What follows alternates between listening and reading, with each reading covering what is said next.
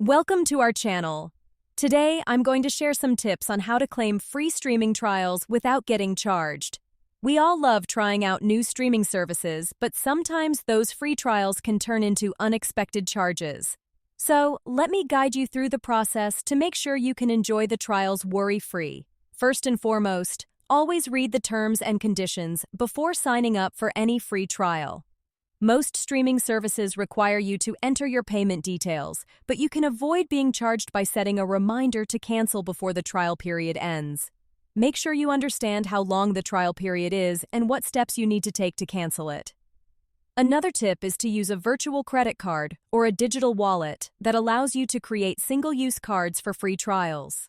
This way, you can prevent any unexpected charges because the virtual card or wallet won't have funds for the service to charge once the trial ends. It's a convenient and safe way to enjoy free trials without worrying about cancellation issues. Additionally, keep track of your free trials by setting calendar reminders or using apps that help you manage subscriptions. This way, you won't forget to cancel before the trial period expires, saving you from accidental charges. Being organized and proactive is key to claiming free trials responsibly.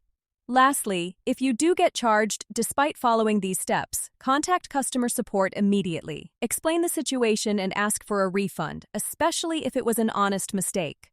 Many streaming services are understanding and may offer a refund if you act promptly. By following these steps, you can enjoy free streaming trials without the fear of getting charged unexpectedly. Remember to stay informed, be proactive, and take advantage of technology to help you manage your subscriptions effectively. Don't forget to like this video and subscribe to our channel.